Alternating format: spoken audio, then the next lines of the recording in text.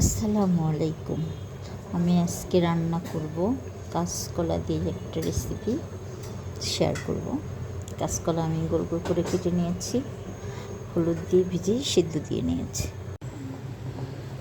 নিয়ে নিয়েছি নারকেল, চিংড়ি মাছ ব্লেন্ড করে দিয়ে দিয়েছি, কলা সিদ্ধ করে দিয়ে দিব 1 চামচ চিনি, 1 চামচ গুঁড়া মশলা গুঁড়া মরিচ, 1 চামচ হলুদের গুঁড়া, 1 চামচ ধনিয়ার গুঁড়া, 1 চামচ জিরার গুঁড়া, 1 চামচ কর্নফ্লাওয়ার নিয়ে নিলাম, কর্নফ্লাওয়ারটা 2 চামচ নিয়ে নিলাম, 1 চিমটি গোলমরিচের গুঁড়া, দেব একটা ডিম,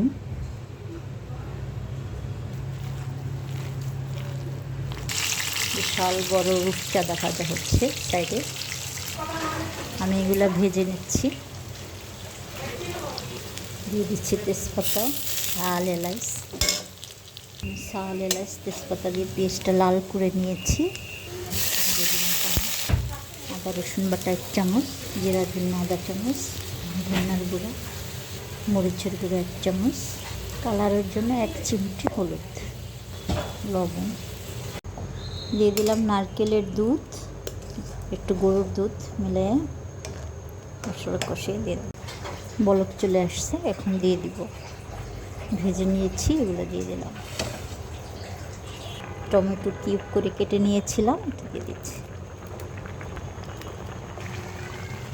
হয়ে গেছে, দিয়ে দিলাম ধনিয়া পাতা, দিয়ে দিচ্ছি জিরার গুঁড়ি। রান্নাটা হয়ে গেছে, কোপ্তা রান্না, নারকেল দুধ দিয়ে, কাঁচকলা দিয়ে, চিংড়ি মাছ দিয়ে এটা রান্না করলাম।